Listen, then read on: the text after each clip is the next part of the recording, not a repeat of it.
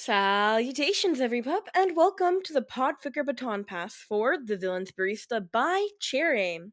The way this works is that I'm reading Chapter 16. Once Upon a Tea Time read the previous chapter, and Lovegood will be reading the next chapter. Passing along who will be reading The Villain's Barista until the PODFIC is finished. So without further ado, let's jump on into it. Chapter 16. Chapter Summary. Izuku adopts another adult. Author's notes. Thank you, my inner introvert, for beta reading. He should have known that UA would increase their security yet again. Now that the students have a dorm, he has to wait until weekends to see Shoto again. Though Shoto usually visits his mother on Saturdays, so that only leaves for Sunday for them to hang out. It's okay, really. Izuku could just stay in the cafe, make coffees, take care of Eri, and do his analysis work. Just like before. Sometimes he wondered how Eri's able to live like this, staying in the same room and never experiencing the outside world. She should be out there running around with friends of her age, not hanging out with a boring teenager who works in a cafe while surrounded by villains. Speaking of villains, after the fall of All Might happened, there seemed to be an increase in crime rate. Since there's no symbol of peace anymore, all of the bad guys who hide in the shadows are slowly but surely coming out to see the sun. That doesn't affect Izuku that much, as he just makes coffee for whoever comes in. Though the League sees the opportunity as possible recruitment. Tomura's sending the members out for that. Mind Heist visits daily, which is nice of him, but he only stays for an hour at most since he still has to go out and do his business. With everyone so busy, it's been a while since Izuku gets to do something other than taking care of Eri in the cafe. Izuku is trying a new coffee recipe in the kitchen when Eri wanders in. She's wearing a pink cardigan with a denim skirt. Izuku smiles brightly at her. She looks so cute wearing pretty clothes. Villains really know their things when it comes to fashion, as they were the ones to help pick out her clothing. Hi, Eri. Is there anything I can help you with? She fidgets with her sleeve. Um, over... Overcast? Overcast. He showed me this video. She starts explaining. Yeah? What's it about? He lifts her up to sit on the counter. Eri brings out a tablet out of nowhere and shoves it in his face. It's a vlog? A vlog of a group of friends filming themselves walking around town. They're playing in a park, eating at different food stalls, just doing overall fun stuff, until the video ends with them at the beach. Okay. It's very interesting.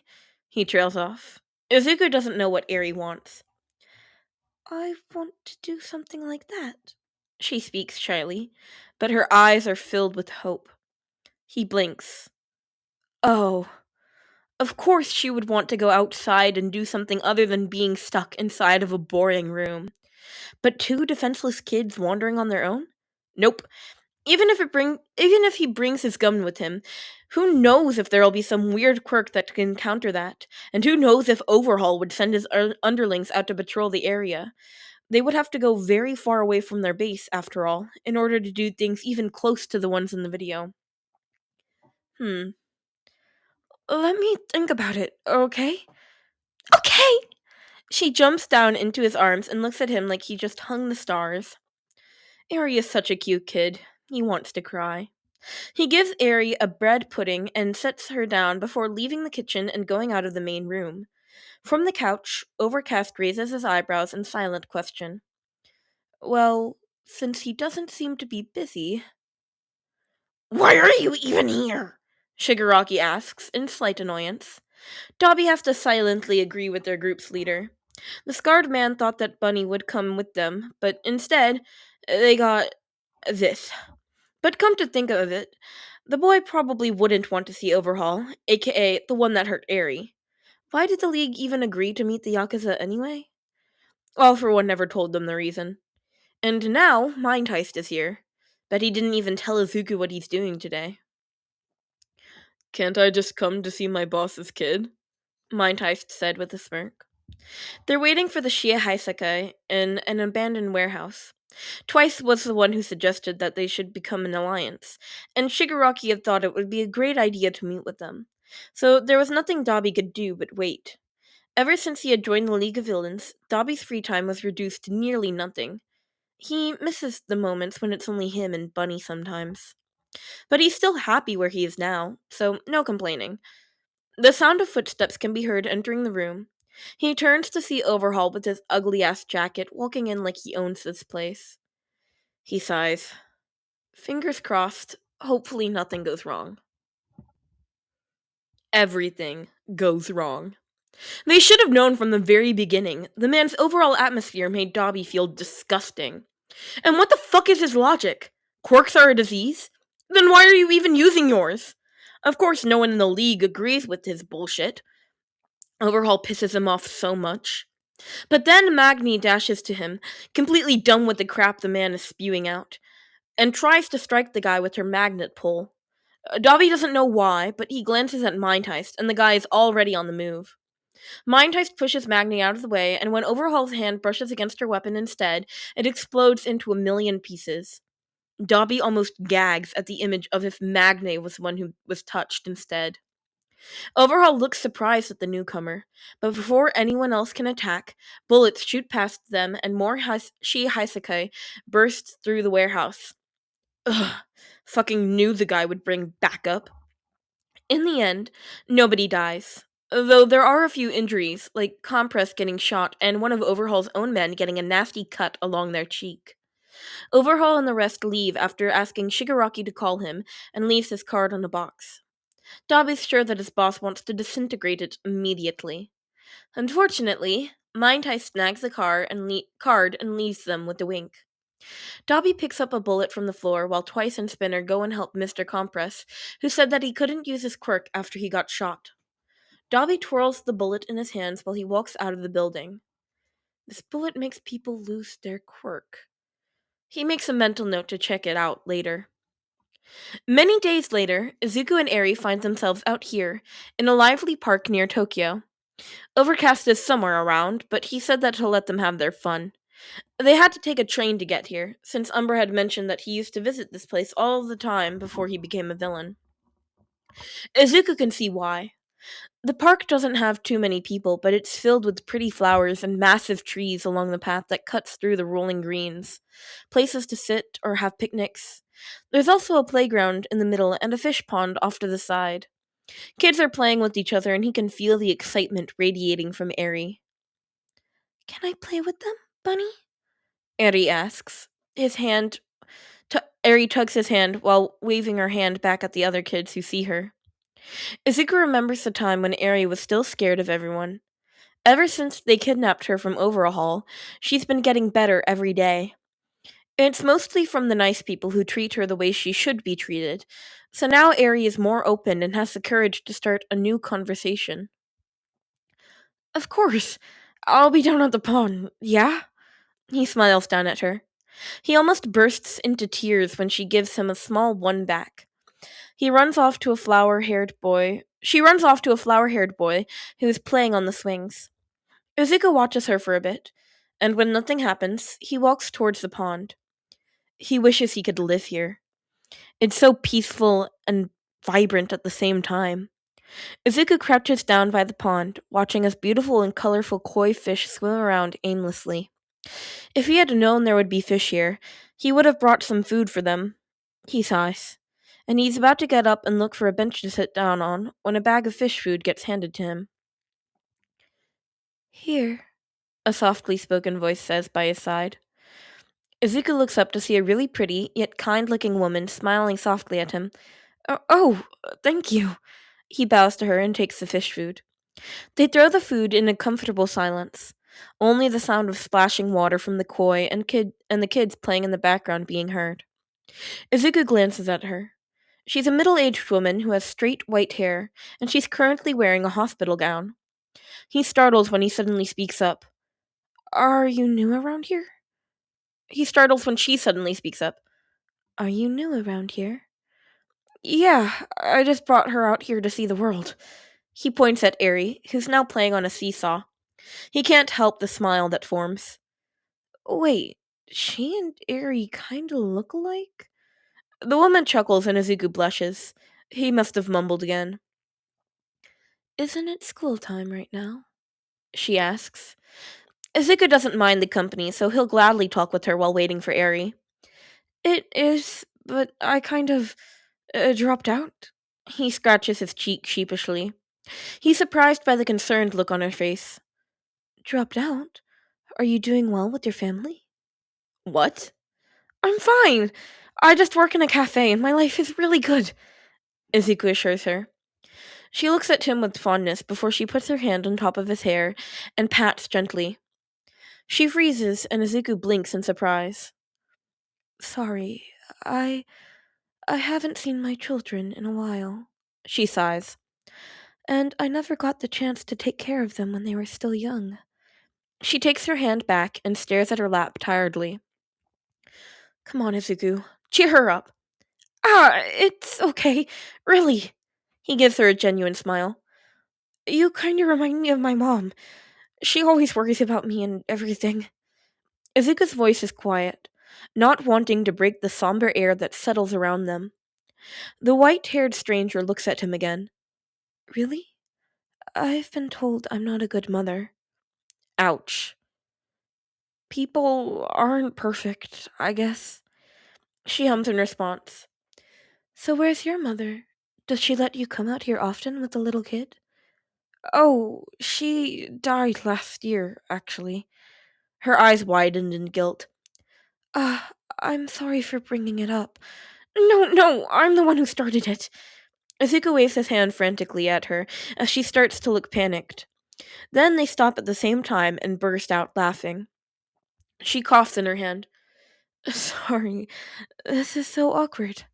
I only speak to the nurse and my son once a week. Hey, it's fine. It's not like I'm any better than you. She chuckles. I think you have some kind of charming aura. You're a very likable kid. Izuku never wanted to cry this much from a compliment from a total stranger before. It's like after he got kidnapped, he became a whole new person. It's like after he got kidnapped, he became a whole new person.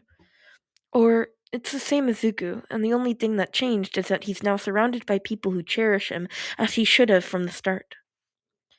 Th- Thank you. They both share a small smile before they go back to sitting in silence. It's not an uncomfortable one. They just sit there, looking at the kids or looking at people jogging around. A while later, she speaks up. I think I have to go now. Izuku stands up with her. Oh, okay. You're probably busy and I'm keeping you. Sorry. No, you're not. I escaped my hospital room and I think my nurse will come to check on me any minute now. What? Dabi can't even believe Shigaraki actually went to meet with the Yakuza earlier, and they ended up demanding the presence of Toga and Twice. Great job, boss! Izuku is surprised to see the lady again after that fateful meeting last week. This time, however, it's in the evening. He just wanted to see the sunset for once, instead of working into the dark hours of the night. And Honey Lucas had been more than happy to look after Eri for him, so he takes the train and goes to the quietest beach he knows. Takaba Municipal Beach would have been his first choice, but between the amount of trash that litters the sandy beaches and the closeness to his old home, he decides against it. So he instead finds himself on a beach on the outskirts of Tokyo. When he arrives, there's only a man fishing at the dock and two stray puppies playing at the shore. He doesn't hesitate to take off his shoes and let his bare feet touch the soft, warm sand. He walks along the beach, letting his feet brush the cool water that laps up the shore. Izuku walks aimlessly and just enjoys the atmosphere, only coming to a stop at an area where all the empty seashells got washed up. It's there that he spots that familiar white-haired woman with her hospital gown again. He jogs to her. She looks up and her eyes light up in recognition. This time, Izuku's able to see her face in more detail. He swears he's seen those beautiful gray eyes somewhere before. Her eyes crinkle when she smiles. Hello. Hello! He waves cheerfully at her. Good evening, she greets him back. Did you run away again? He catches up to her and they start walking side by side along the shore. She laughs. Staying in the same room all the time can make someone go crazy. When will you get discharged? Izuku asked. Her face falls. Never. I've been at the hospital since forever. Are you ill? I know someone who can help you. God damn it, he shouldn't have said that. Izuku, you can't use All for One to fix every problem you see. Since the guy is back to normal, he's hunting down quirks non-stop. But a little helping wouldn't hurt the man, surely. She gives him a small, thankful smile, but there's a sadness hidden in there. I'm in a psychiatric ward. I know I'm fine. Even the doctor has said so. But the person who put me in there... She doesn't need to continue, and Izuku can already guess what happened. Izuku doesn't know her that much, but damn, he wants to break her out of her shackles. Technically, he can, but he doesn't know if she wants him to, or if she wants to be associated with villains, or who's behind this whole mess. He mumbles quietly, You might not believe me, but if you ask, I can help you. She turns to consider him. Izuku doesn't know what she finds, but she must approve because she smiles again. They watch the view of the fiery orange sun that is just about to touch the water on the horizon. He feels relaxed, staring at the contrast between the dark sea and the luminous sky. It seems like she likes it too. Maybe I should come out here every day, she muses. Before they part ways, Izuku remembers to introduce himself, and he's happy to finally learn her name. Nice to meet you, Izuku-kun, she had said. Call me Rei. The heroes suck, in all honesty. They can't even beat Overhaul, and now the guy's escaping. To make matters worse, a group of villains are able to beat his ass easily. With a little reconnaissance from Toga, a bit of his own fire, and Shigaraki's decay, it takes them not even minutes to have the guy pinned and out. And if Mr. Compress chops off the guy's arm and puts it in his marble, they will call it a trophy. They're about to leave with the remaining quirk-erasing bullets when someone texts them. Mind heist. Hey, hot guy, don't forget to bring Chisaki back to the base. Dobby. What the fuck? Why? Mind heist. All for One wants his quirk. LOL. They're glad to have Mr. Compress as a member. He can't imagine carrying this guy back to the base. The League of Villains defeated Overhaul? Yeah. Truth. And they brought his body with them? That's right. Truth. The detective sighs. All for One. Who's that? Izuku snaps his head to the side to see Mind Heist walking over to him after Rei leaves. How long has he been there? Izuku squints at the red-haired villain. I met her a while ago. Why? The guy clears his throat and averts his gaze from the direction where Rei is going. She's cute. What? The League of Villains are rising in the villains' ranks. They are even starting to influence more villains to come out and create chaos. And now All for One is out instead of hiding in the shadows. We can't risk incidents like Kamino anymore. People are starting to lose faith in the heroes. Izuku Hawks hides a yawn behind his big red wings.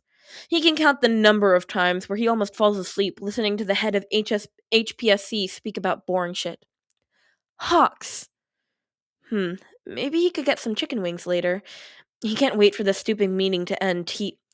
Hawks! He straightens. Yes, ma'am? Are you even listening to what I'm saying? She asks in her cold, uncaring voice. Of course. He flutters his wings uncomfortably. She observes him before turning around to leave.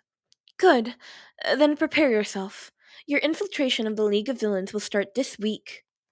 With that, she steps past him and closes the door in his face. Wait. He has to do what? Author's notes. A link to Tumblr. A picture that the author drew. That's right, my art style changed every chapter, LMAO. I just want to try out different styles. Ref is from my IRL friend.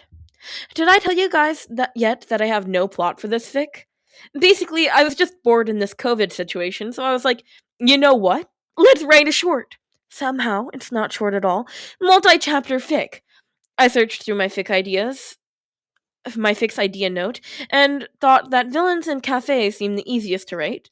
Turns out it's not. Haha, that's my story. Just want to randomly tell you guys, lol. Also, I'll probably end this fic in chapter 20 to 25. If not, then it's fine. I don't want to rush it. Next chapter. Is it chaos? Just kidding. Shoto wants Izuku to meet his mom. Hawks wants to join the league so he meets Dobby. Then, Izuku wants Dobby to meet his mom. And lastly, Dobby wants Izuku to meet Hawks. And that's a wrap on chapter 16. Wow, next chapter sounds like it's going to be a lot of people meeting other people and wanting other people to meet other people, so that's fun. I like this chapter. It's a good chapter. I like Ray. Ray is fun to voice. And I also want to apologize for what I did with Suguchi. I couldn't tell it was him talking. They didn't put any names. And so at first I was reading it like, who is talking? And I thought maybe it was Ray, but no, it was Suguchi. So my bad. I'm not re-recording this though. It's 21 minutes long. Anyway, please go show the original author Cherraim some love, and please leave me a comment. I love reading your comments. They make me so happy. Please leave me specifically hate comments, and I'll heart them. I won't shut you out in the next chapter, because I'm not reading the next chapter. And also, I don't have any more chapters after this. But leave me hate comments. I like reading them anyway. They're fun. They're fun to read. It's just a fun thing I do with my viewers. For everybody coming from other people's channels and has never heard of me before. Anyway, all that being said, Love Good is next chapter. Please go check them out tomorrow. And I hope you enjoyed. Bye-bye, pups.